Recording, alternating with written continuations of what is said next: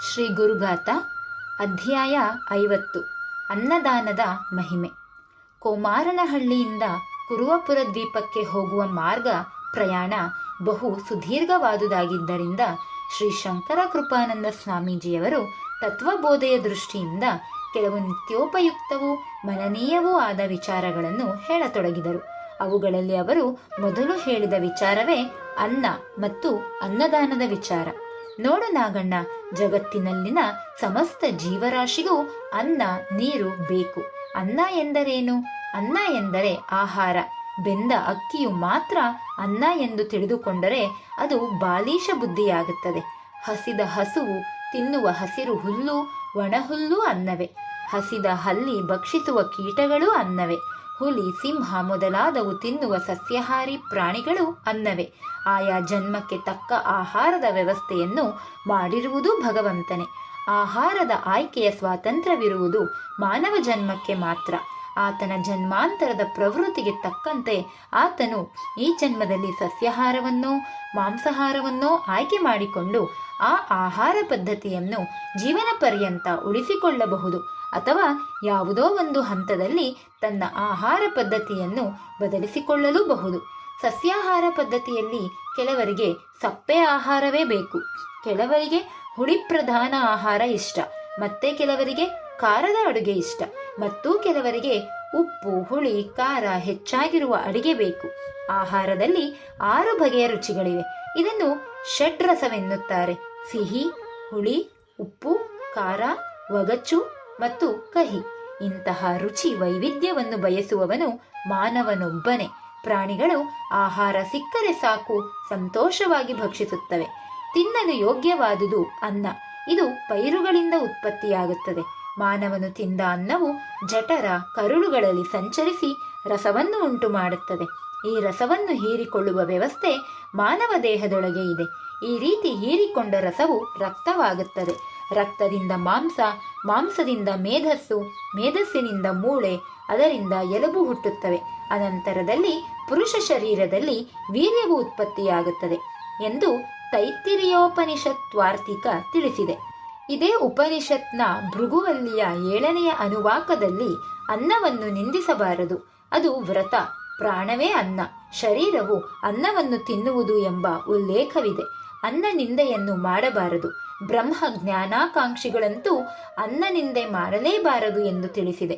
ಶ್ರೀಮದ್ ಭಗವದ್ಗೀತೆಯಲ್ಲಿ ಗೀತಾಚಾರ್ಯನಾದ ಶ್ರೀಕೃಷ್ಣ ಪರಮಾತ್ಮನು ಮಳೆಯಿಂದ ಅನ್ನವು ಉತ್ಪತ್ತಿಯಾಗುತ್ತದೆ, ಅನ್ನದಿಂದ ಪ್ರಾಣಿಗಳು ಉತ್ಪನ್ನವಾಗುತ್ತವೆ ಎಂದು ತಿಳಿಸಿದ್ದಾನೆ.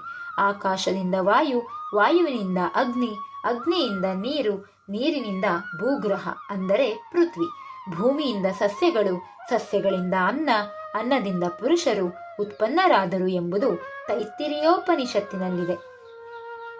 ಆಹಾರದ ವಿಷಯಕ್ಕೆ ಬಂದರೆ ಆಹಾರವು ಘನರೂಪದಲ್ಲಿ, ದ್ರವರೂಪದಲ್ಲಿ, ವಾಯುರೂಪದಲ್ಲಿ ಇರುತ್ತದೆ. ಘನರೂಪದ ಆಹಾರವನ್ನು ಭಕ್ಷ್ಯ, ಭೋಜ್ಯ, ಚೋಷ್ಯ ಮತ್ತು ಲೇಹ್ಯ ಎಂದು 4 ಬಗೆಯಾಗಿ ವಿಂಗಡಿಸುತ್ತಾರೆ. ಸಿಹಿ ತಿಂಡಿ ಮತ್ತು ಕರಿದ ತಿಂಡಿಗಳು ಭಕ್ಷ್ಯ. ಅನ್ನ, ಸಾರು, ಹುಳಿ, ಪಲ್ಯ, ಚಟ್ನಿ, ಮೊಸರು ಇವು ಭೋಜ್ಯ. ನೀರು, ಪಾನಕ, ಮಜ್ಜಿಗೆ ಮತ್ತಿತರ ಹೀರಿ ಕುಡಿಯುವ ಆಹಾರವೇ ಚೋಷ್ಯ. ಲೇಹ್ಯವೆಂದರೆ ಪಾಕ ಸದೃಶವಾಗಿದ್ದು ನೆಕ್ಕಿ ತಿನ್ನುವಂತಹುದು. ಉದಾಹರಣೆ ಜೇನು ಹಾಗೂ ಕೆಲವು ಸಿಹಿ ಪಾಕಗಳು. ಅವರವರ ಗುಣಕರ್ಮಗಳಿಗೆ ಅನುಗುಣವಾಗಿ ಆಹಾರವನ್ನು ಆಯ್ಕೆ ಮಾಡಿಕೊಳ್ಳುತ್ತಾರೆ. ಸಾತ್ವಿಕರು ಆಯಸ್ಸು, ಸತ್ವ, ಬಲ, ಆರೋಗ್ಯ, ಸುಖ ಪ್ರೀತಿಗೆ ಪೂರಕವಾದ ರಸಯುಕ್ತವಾದ ಜಿಡ್ಡಿನಿಂದ ಕೂಡಿದ ಕೆಲವು ಕಾಲ ಶರೀರದಲ್ಲಿ ಉಳಿಯುವಂತಹ ಮನಸ್ಸಿಗೆ ಸಂತೋಷ ಉಂಟು ಮಾಡುವಂತಹ ಭಕ್ಷ್ಯ ಭೋಜ್ಯಗಳನ್ನು ಇಷ್ಟಪಡುತ್ತಾರೆ. ಬಹಳ ಖಾರ, ಬಹು ಹುಳಿ, ಬಹಳ ಉಪ್ಪು, ಬಹಳ ಬಿಸಿ, ಬಹು ತೀಕ್ಷ್ಣ, ಒಣಗಿ ಗಟ್ಟಿಯಾದವು, ಹುರಿದ ಧಾನ್ಯ ಈ ಬಗೆಯ ಆಹಾರವನ್ನು ರಾಜಸಿಕರು ಅಂದರೆ ರಜೋಗುಣವಂತರು ಇಷ್ಟಪಡುವರು. ಅರೆಬೆಂದ, ಆರಿಹೋದ, ಒಣಕಲಾದ, ದುರ್ಗಂಧಯುಕ್ತ ತಂಗಳು ಬೆಂದ ಮೇಲೆ 1 ರಾತ್ರಿ ಕಳೆದಿರುವುದು, ಉಂಡು ಮಿಕ್ಕಿದ ಆಹಾರ ತಾಮಸಿಕರಿಗೆ ಪ್ರಿಯವಾದುದು ಎಂದು ಶ್ರೀಕೃಷ್ಣ ಭಗವಂತನು ಶ್ರೀಮದ್ ಭಗವದ್ಗೀತೆಯಲ್ಲಿ ತಿಳಿಸಿದ್ದಾನೆ. ಆಯುರ್ವೇದದ ಒಂದು ಶ್ಲೋಕದಂತೆ ತುಪ್ಪದಿಂದ ಬುದ್ಧಿ ವರ್ಧಿಸುತ್ತದೆ. ಉತ್ತಮವಾದ ಹಸುವಿನ ಹಾಲು ಕುಡಿಯುವುದರಿಂದ ಆಯಸ್ಸು ವೃದ್ಧಿಸುತ್ತದೆ. ಕೆಲವು ನಿರ್ದಿಷ್ಟ ತರಕಾರಿಗಳನ್ನು ಸೇವಿಸುವುದರಿಂದ ಕಾಯಿಲೆ. ಮಾಂಸ ಸೇವಿಸುವುದರಿಂದ ದೇಹದಲ್ಲಿ ಮಾಂಸ ಹೆಚ್ಚಾಗುತ್ತದೆ. ಹಸಿದ ಹೊಟ್ಟೆಗೆ ಆಹಾರ ಸಿಗದಿದ್ದರೆ ವೈಶ್ವಾನರಾಗ್ನಿ ಶಮನವಾಗುವುದಿಲ್ಲ. ಪಾಚಕಾಗ್ನಿಯು ಜೀವಧಾತುಗಳನ್ನು ಸುಡುತ್ತದೆ. ವ್ಯಕ್ತಿಯು ನಿತ್ರಾಣನಾಗುತ್ತಾನೆ. ಆ ಹಂತದಲ್ಲಿ ಬೇಗನೆ ಕೋಪಗೊಳ್ಳುತ್ತಾನೆ.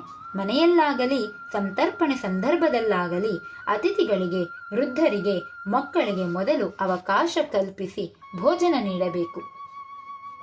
ಅವಿವಾಹಿತ ಕನ್ಯೆಗೂ ಮೊದಲು ಊಟವಾಗಲಿ ಎನ್ನುತ್ತಾರೆ ಸ್ಮೃತಿಕಾರ ಮನು. ಯಜಮಾನನು ಕೊನೆಯಲ್ಲಿ ಊಟ ಮಾಡಬೇಕು. ಗುರುಪಂಥದವರ ಊಟದ ಕ್ರಮದಲ್ಲಿ ಒಂದು ಸಿಹಿ ಇದ್ದೇ ಇರುತ್ತದೆ. ಕಡಲೆಯೂ ಗುರುವಿಗೆ ಪ್ರಿಯ ಧಾನ್ಯವಾದುದರಿಂದ ಬೋಂಡ, ಹಯಗ್ರೀವ ಮಾಡುವುದು ಉಂಟು.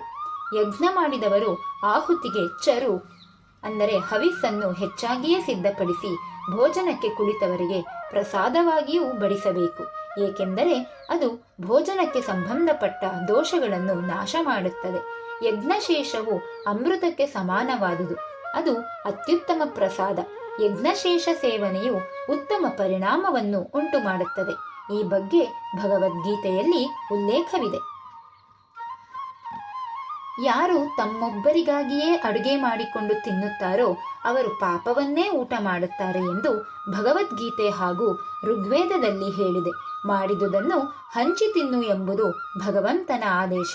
ಹಂಚಿ ತಿನ್ನಲು ಯಾರೂ ಸಿಗದಿದ್ದರೆ ಇರುವೆ, ನಾಯಿ, ಹಸು, ಮೇಕೆ, ಪಕ್ಷಿ ಹೀಗೆ ಯಾವುದಕ್ಕಾದರೂ ಸರಿಯೇ ನಿನ್ನ ಆಹಾರದಲ್ಲಿ ಪಾಲು ಕೊಡಬೇಕು.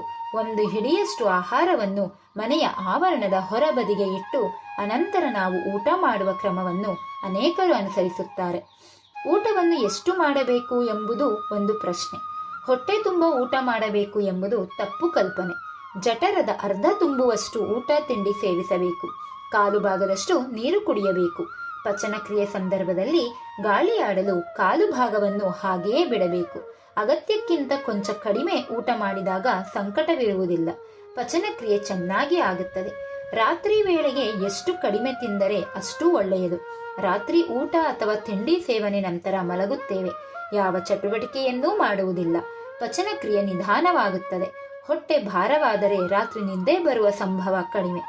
ಹಗಲಿನಲ್ಲಾಗಲಿ ರಾತ್ರಿಯಾಗಲಿ ಊಟವಾದ ತತ್ಕ್ಷಣ ಮಲಗಬಾರದು. 1 ಗಂಟೆ ಕಾಲ ಹೆಚ್ಚು ಶ್ರಮವಿಲ್ಲದ ಕೆಲಸ ಮಾಡಬೇಕು. ಇಲ್ಲವೇ ಗ್ರಂಥಗಳನ್ನು ಓದಬೇಕು. ಮುಖ್ಯವಾಗಿ ಹಸಿವಿದ್ದಾಗ ಮಾತ್ರ ಊಟ ಮಾಡಬೇಕು. ಸಮಯ ನೋಡಿಕೊಂಡು ತಿನ್ನುವುದಲ್ಲ. ಯಾವುದೇ ಕಾರಣಕ್ಕೂ ಹೊಟ್ಟೆಗೆ ಹೊರೆ ಮಾಡಬಾರದು ಅಥವಾ ತಿನ್ನುವ ಆಹಾರವನ್ನು ವ್ಯರ್ಥ ಮಾಡಬಾರದು. ಬಲವಂತದಿಂದ ಬಡಿಸುವುದು, ನಿರ್ಲಕ್ಷ್ಯದಿಂದ ತಿನ್ನುವುದು ಎರಡೂ ತಪ್ಪು ವಿಧಾನ. ಅದರಿಂದ ಕೆಟ್ಟ ಪರಿಣಾಮ ನಿಶ್ಚಿತ. ಆಧ್ಯಾತ್ಮ ಸಾಧಕರು ಕಡಿಮೆ ಆಹಾರ ಸೇವಿಸುತ್ತಾರೆ. ಗಾಳಿಯನ್ನು, ನೀರನ್ನು ಅವರು ಆಹಾರವಾಗಿ ಪರಿವರ್ತಿಸಿಕೊಳ್ಳುವರು. ಅವರು ಜೀವಧಾರಣೆಗೆ ಆಹಾರ ಸೇವಿಸುವರು. ಅವರಿಗೆ ಇಂತಹ ಆಹಾರವೇ ಬೇಕೆಂದಿಲ್ಲ. ಆದರೆ ಹೊಟ್ಟೆಗೆ ಹಗುರವಾಗಿರುವ ಆಹಾರಕ್ಕೆ ಪ್ರಾಶಸ್ತ್ಯ ನೀಡುವರು. ಅನ್ನದಾನದ ಮಹತ್ವವಂತೂ ತೀರಾ ಅಗಾಧವಾಗಿದೆ. ದಾನಗಳಲ್ಲಿ ಶ್ರೇಷ್ಠವಾದ ದಾನವೇ ಅನ್ನದಾನವಾಗಿದೆ. ಮನೆಯಾಗಲಿ, ಮಂದಿರವಾಗಲಿ, ಆಶ್ರಮವಾಗಲಿ, ಮಠವಾಗಲಿ ಹಸಿದು ಬಂದವರಿಗೆ ಅನ್ನ ನೀರು ಕೊಡಬೇಕು. ವೈಭವ, ಸಡಗರ, ಸಭೆ, ಸಮಾರಂಭಗಳು ಮಠ, ಮಂದಿರ, ಆಶ್ರಮಗಳಿಗೆ ಕಡ್ಡಾಯವಲ್ಲ. ಆದರೆ ಅನ್ನದಾನವನ್ನು ಮಾಡಬೇಕು. ಭಕ್ತರಲ್ಲಿ ಭಗವಂತನನ್ನು ಕಾಣಬೇಕು. ಅಹಂ ವೈಶ್ವಾನರೋ ಭೂತ್ವಾ ಪ್ರಾಣಿನಾಂ ದೇಹಮಾಶ್ರಿತಃ ಎಂದು ಶ್ರೀಕೃಷ್ಣ ಪರಮಾತ್ಮನು ಗೀತೆಯಲ್ಲಿ ಹೇಳಿರುವುದನ್ನು ಮರೆಯಬಾರದು. ಇದರ ಅರ್ಥ ನಾನು ಎಲ್ಲ ಪ್ರಾಣಿಗಳ ಶರೀರದಲ್ಲಿ ವೈಶ್ವಾನರ ಅಗ್ನಿಯಾಗಿದ್ದೇನೆ ಎಂದು. ಈ ಅಗ್ನಿಯು ಹಸಿವಿನ ಸಂಕೇತ. ಈ ಅಗ್ನಿಯಿಂದಲೇ ಸೇವಿಸಿದ ಆಹಾರವು ಪಚನವಾಗುವುದು. ಯಾವುದೇ ವ್ಯಕ್ತಿ ಹಸಿದ ಹೊಟ್ಟೆಯಲ್ಲಿ ನಿರಾಶನಾಗಿ ಅನ್ಯರ ಮನೆ ಮಂದಿರಗಳಿಂದ ಹೊರ ನಡೆದರೆ ಆ ಸ್ಥಳದಲ್ಲಿ ಆವರೆಗೆ ಸಂಚಿತವಾದ ಪುಣ್ಯ ಫಲವೆಲ್ಲ ಅವನ ಹಿಂದೆಯೇ ಹೋಗುತ್ತದೆ ಎಂಬ ಉಕ್ತಿ ಇದೆ. ಒಮ್ಮೆ ಒಂದು ಕುಟೀರದ ಮೇಲೆ ಧರ್ಮ ಬಾವುಟ ಹಾರಿಸೋಣವೇ ಎಂದು ಮೈಸೂರಿನ ಶ್ರೀ ನಂಜುಂಡಸ್ವಾಮಿ ಅವಧೂತರನ್ನು ಆಪ್ತ ಭಕ್ತನೋರ್ವನು ಪ್ರಶ್ನಿಸಿದಾಗ, ಧರ್ಮ ಬಾವುಟ ಎಂದರೆ ಏನೆಂದು ತಿಳಿದಿದ್ದೀಯಾ? ಅದನ್ನು ಸುಮ್ಮನೆ ಹಾರಿಸಬಾರದು. ಧರ್ಮ ಬಾವುಟವನ್ನು ಎತ್ತರಕ್ಕೆ ಕಟ್ಟಿದ ಮೇಲೆ ಆ ಆಶ್ರಮ ಅಥವಾ ಕುಟೀರದಲ್ಲಿ ದಿನಕ್ಕೆ 10 ಮಂದಿಗಾದರೂ ಅನ್ನದಾನ ಮಾಡಬೇಕು. ಹಾಗೆ ಮಾಡಲಾಗದಿದ್ದರೆ ಧಾರ್ಮಿಕ ಬಾವುಟ ಕಟ್ಟುವುದು ಬೇಡ ಎಂದು ಅವಧೂತರು ಎಚ್ಚರಿಸಿದರು. ಬಹುತೇಕ ಎಲ್ಲ ಗುರು ಸನ್ನಿಧಿಗಳಲ್ಲೂ ಕೆಲವು ದೇವಾಲಯಗಳಲ್ಲೂ ಅನ್ನದಾನಕ್ಕೆ ಮಹತ್ವವಿದೆ. ಶ್ರೀ ಗುರುಚರಿತ್ರೆಯಲ್ಲಿ ಮುಕ್ತವಾದಂತೆ ಶ್ರೀ ನರಸಿಂಹ ಸರಸ್ವತಿ ಯತಿವರೇಣ್ಯರ ಸನ್ನಿಧಿಯಲ್ಲಿ ನಿತ್ಯವೂ ಅತಿಶಯವಾಗಿ ಅನ್ನದಾನವಾಗುತ್ತಿತ್ತು. ಕೆಲವೊಮ್ಮೆ ಶ್ರೀ ಗುರುಗಳು ಬಡ ಭಕ್ತರ ಮನೆಗೆ ತಾವಾಗಿಯೇ ಪ್ರೀತಿಯಿಂದ ತೆರಳಿ ಅವರು ಪಲ್ಯ, ಹಾಲು ಹೀಗೆ ಏನನ್ನು ಅರ್ಪಿಸಿದರೂ ಅದನ್ನೇ ಭಿಕ್ಷೆಯಾಗಿ ಸ್ವೀಕರಿಸಿ ಅನುಗ್ರಹಿಸಿ ಹಿಂದಿರುಗುತ್ತಿದ್ದರು. ಹಾಗೆ ನೋಡಿದರೆ ಶ್ರೀಪಾದ ಶ್ರೀವಲ್ಲಭರು ಮತ್ತು ಶ್ರೀ ನರಸಿಂಹ ಸರಸ್ವತಿ ಯತಿಗಳು ಗುರುಪಂಥದ ಆದ್ಯ ಪ್ರವರ್ತಕರು ಎಂದೇ ಹೇಳಬಹುದು. ಈ ಇಬ್ಬರು ಮಹಾಪುರುಷರ ಕಾಲದಲ್ಲಿ ಗುರು ಸಂಪ್ರದಾಯ ವೃಕ್ಷವು ಬಲಿಷ್ಠ ಹೆಮ್ಮರವಾಯಿತು. ಅನ್ನದಾನದ ಮಹತ್ವವು ಹೆಚ್ಚು ಹೆಚ್ಚು ಮಂದಿಗೆ ತಿಳಿಯಿತು. ಮಹಾಸಂತರ್ಪಣೆ, ಭಾರೀ ಯಜ್ಞ ಯಾಗಾದಿಗಳು ಸಾಮೂಹಿಕ ಹೊಣೆಗಾರಿಕೆಯಲ್ಲಿ ನಡೆಯುತ್ತವೆ. ಇದರಿಂದ ಸಮಾಜಕ್ಕೆ ಉಪಕಾರವಾಯಿತು ನಿಜ. ಮಾನವನಾಗಿ ಹುಟ್ಟಿ ಬಂದ ನಿನ್ನ ಆತ್ಮೋದ್ಧಾರಕ್ಕೆ ಏನು ಸಿಕ್ಕಿತು? ಅದಕ್ಕಾಗಿ ಮನೆಯಲ್ಲಿ ಅಗ್ನಿಹೋತ್ರ ಮಾಡಬೇಕು. ಮನೆಯಲ್ಲಿ ಆಗಾಗ ಅನ್ನದಾನವಾಗಬೇಕು.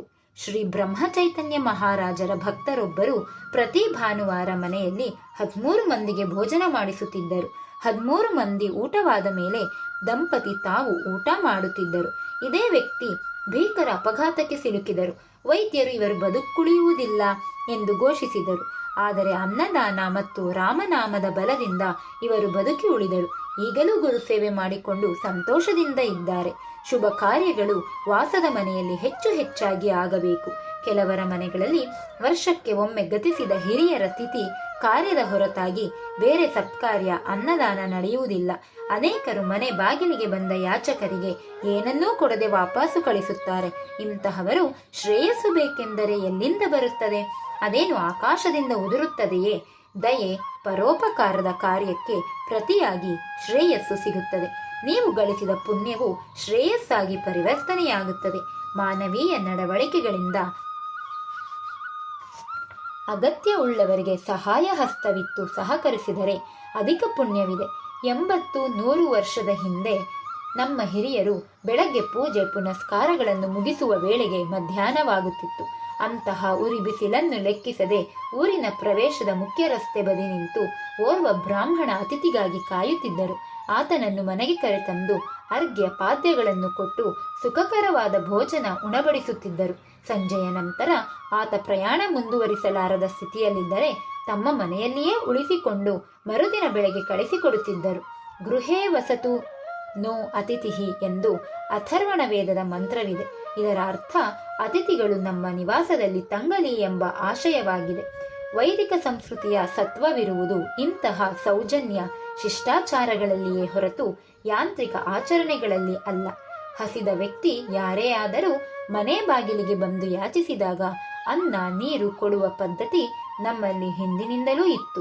6 ತಲೆಮಾರು ಕಳೆದ ಬಳಿಕ ಆ ವ್ಯಕ್ತಿ ತನ್ನ ವಂಶದಲ್ಲಿಯೇ ಹುಟ್ಟುತ್ತಾನೆ ಎಂದು ಮಹಾತ್ಮರೊಬ್ಬರು ಹೇಳಿದ್ದಾರೆ. ಅದು ಸತ್ಯ. 6 ತಲೆಮಾರಿನ ಹಿಂದೆ ದಾನ, ಧರ್ಮ, ಅನ್ನದಾನ, ವಸ್ತ್ರದಾನ, ಧನದಾನಗಳನ್ನು ಮಾಡಿದ ವ್ಯಕ್ತಿಯೇ ಈಗ ಆ ವಂಶದಲ್ಲಿ ಹುಟ್ಟಿ ಒಳ್ಳೆಯ ಹುದ್ದೆ ಪಡೆದು ಕೈತುಂಬ ಸಂಬಳ ಪಡೆಯುತ್ತಿದ್ದಾನೆ ಎಂಬುದು ಸೂಕ್ಷ್ಮ ಸತ್ಯವಲ್ಲವೇ? ಕೂದಲೆಳೆಯಷ್ಟು ಅನುಮಾನ ಬೇಡ. ಅನ್ನದಾನಕ್ಕೆ ಅಪಾರ ಫಲವಿದೆ. ಅದು ನಿಮ್ಮ ಅನುಭವಕ್ಕೂ ಬರುತ್ತದೆ. ಗ್ರಹಿಸಲು ನಮ್ಮ ಒಳಗಣ್ಣು ತೆರೆದಿರಬೇಕು. ತೈತ್ತಿರಿಯೋಪನಿಷತ್ನ 8ನೆಯ ಅನುವಾಕ್ಯದಲ್ಲಿ ಅನ್ನವನ್ನು ನಿರಾಕರಿಸಬಾರದು, ಇದು ವ್ರತವಾಗಲಿ ಎಂಬ ಸಂದೇಶವಿದೆ. ಅನ್ನವನ್ನು ತಿರಸ್ಕರಿಸಬಾರದು ಎಂಬುದು ತಾತ್ಪರ್ಯ. ಈಗಾಗಲೇ ಹೊಟ್ಟೆ ತುಂಬಿದ್ದರೆ ಅದು ಸಕಾರಣ. ಅನ್ನವನ್ನು ಸ್ವೀಕರಿಸಬೇಕು, ಇಲ್ಲವೇ ಕಡಿಮೆ ಸ್ವೀಕರಿಸಬೇಕು. ಅದನ್ನು ವ್ಯರ್ಥಗೊಳಿಸಿ ಚೆಲ್ಲಬಾರದು ಎಂಬ ತಾತ್ಪರ್ಯವನ್ನು ನಾವು ಅರಿಯಬೇಕು. ಅದೇ ರೀತಿ ತೈತ್ತಿರೀಯ ಉಪನಿಷತ್ನ 9ನೇ ಅನುವಾಕ್ಯದಲ್ಲಿ ಅನ್ನವನ್ನು ಬಹುವಾಗಿ ಮಾಡಬೇಕು, ಅದು ವ್ರತ ಎಂಬ ದಿವ್ಯವಾಣಿ ಇದೆ. ಹೆಚ್ಚು ಜನರಿಗೆ ದಾನ ಮಾಡಲು ಅದನ್ನು ಬಹುವಾಗಿ ಮಾಡಬೇಕು ಎಂಬುದು ಒಂದು ಅರ್ಥವಾದರೆ, ಆಹಾರ ಸಮೃದ್ಧಿಯಾಗಬೇಕು, ಅದನ್ನು ಹೆಚ್ಚಾಗಿ ಬೆಳೆಯಬೇಕು ಎಂಬುದು ಮತ್ತೊಂದು ಅರ್ಥ. 10ನೆಯ ಅನುವಾಕ್ಯದಲ್ಲಿ ಮನೆಗೆ ಅತಿಥಿಯಾಗಿ ಬಂದಂಥ ವಸತಿಯ ಅಗತ್ಯತೆಯನ್ನು ಪ್ರಾಪ್ತಿಸಿದರೆ ಆತನಿಗೆ ವಸತಿ ವ್ಯವಸ್ಥೆ ಮಾಡು, ಇದು ವ್ರತ. ಆತನಿಗೆ ಸಂತೋಷದಿಂದ ಊಟ ಬಡಿಸು. ಆತನಿಗೆ ಯಾವ ರೀತಿ ಭಾವನೆಯಿಂದ ಅಡುಗೆ ಮಾಡಿ ಭೋಜನ ಮಾಡಿಸುತ್ತೀಯೋ ಅದೇ ರೀತಿ ನಿನಗೆ ಮುಂದೆ ಭೋಜನ ವಸತಿ ಪ್ರಾಪ್ತಿಯಾಗುತ್ತದೆ ಎನ್ನುತ್ತದೆ ಉಪನಿಷತ್. ಮನೆಗೆ ಬಂದ ಅತಿಥಿಗೆ ಆಹಾರ ಕೊಡುವುದು ಮುಖ್ಯ. ಸಂದರ್ಭಕ್ಕೆ ತಕ್ಕಂತೆ ತಿಂಡಿ, ಊಟ, ಲಘು ತಿನಿಸು ಹೀಗೆ ಏನನ್ನಾದರೂ ಕೊಡಬೇಕು. ತುಂಬಾ ಹಸಿವಾಗಿದೆ, ಊಟ ಕೊಡಿ ಎಂದು ಅತಿಥಿಯಾಗಿ ಬಂದವನು ಬೇಡುತ್ತಾನೆಯೇ? ಕೊಡುವುದು ನಮ್ಮ ಧರ್ಮ. ಮುಂದಿನ ಚಿಂತೆ ಬೇಡ. ಊಟ ತಿಂಡಿ ಕೊಡಲು ಸಿಗುವ ಅವಕಾಶವನ್ನು ಎಂದಿಗೂ ಕಳೆದುಕೊಳ್ಳಬಾರದು. ಶ್ರೀ ಗುರುನಾಥರ ನಿವಾಸದಲ್ಲಿ ಶ್ರೀ ಗುರುಗಳು ಹ್ಞೂ ಎಂದರೆ ಸಾಕು, ಆಪ್ತ ಭಕ್ತರು ಅದೆಷ್ಟು ಬೇಗ ಅಡುಗೆ ಮಾಡಿ 20-25 ಜನರಿದ್ದರೂ ಕೂರಿಸಿ ಬಡಿಸಿಯೇ ಬಿಡುತ್ತಿದ್ದರು. ಪ್ರತಿನಿತ್ಯ ಅದೆಷ್ಟು ಮಂದಿಗೆ ಅನ್ನದಾನವಾಗುತ್ತಿತ್ತೆಂದು ನಾನು ಆಗಾಗ ನೋಡಿದ್ದೆ ಕಣಪ್ಪ. ಗುರು ಸನ್ನಿಧಿಯಲ್ಲಿ ಈ ರೀತಿ ಜೀವನಕ್ಕೆ ಪಾಠಗಳನ್ನು ಸ್ವೀಕರಿಸಿ ನಿತ್ಯ ಜೀವನದಲ್ಲಿ ಪಾಲಿಸಬೇಕು. ಏಕೆಂದರೆ ಅತಿಥಿ ದೇವೋ ಭವ ಎನ್ನುತ್ತಾ ಸ್ವಾಮೀಜಿ ಗಾಡಿಯಿಂದ ಕೆಳಕ್ಕೆ ಇಳಿದು ರಸ್ತೆ ಬದಿಯ ಪೊದೆಯ ಹಿಂಭಾಗಕ್ಕೆ ಹೋದರು. ಸ್ವಲ್ಪ ಹೊತ್ತಿನ ನಂತರ ಬಂದು ತಂಬಿಗೆಗೆ ಸ್ವಲ್ಪ ನೀರು ಹಾಕಿಕೊಡು ಎಂದರು. ನಾಗಶರ್ಮನು ಪ್ಲಾಸ್ಟಿಕ್ ತಂಬಿಗೆಗೆ ಬಾಟಲಿಯಿಂದ ನೀರು ಹಾಕಿಕೊಟ್ಟನು. ಅವರು ಅಲ್ಲಿನ ಒಂದು ಕಲ್ಲಿನ ಮೇಲೆ ನಿಂತುಕೊಂಡು ಕಾಲು ತೊಳೆದುಕೊಂಡರು. ಆ ವೇಳೆಗೆ ನಾಗಣ್ಣ ಸಣ್ಣ ಟವಲ್ ಹಿಡಿದು ಅವರ ಬಳಿ ನಿಂತಿದ್ದವನು. ಕೂಡಲೇ ಟವಲ್ನಿಂದ ಗುರುಗಳ ಪಾದದ್ವಯಗಳನ್ನು ಚೆನ್ನಾಗಿ ಒರೆಸಿದ. ಸ್ವಾಮೀಜಿ ಗಾಡಿ ಚಾಲನೆಯ ಸ್ಥಳಕ್ಕೆ ಕುಳಿತರು. ಪ್ರಯಾಣ ಮುಂದುವರಿಯಿತು ಎಂಬಲ್ಲಿಗೆ 50ನೆಯ ಅಧ್ಯಾಯವು ಮುಕ್ತಾಯವಾಯಿತು. ಜೈ ಗುರುದೇವದತ್ತ. ಸ್ವಾತ್ಮ ರಾಮಂ ನಿಜಾನಂದಂ ಶೋಕಮೋಹ ವಿವರ್ಜಿತಂ ಸ್ಮರಾಮಿ ಮನಸಾ ನಿತ್ಯಂ ಶ್ರೀ ವೆಂಕಟಾಚಲದೇಶಿಕಂ.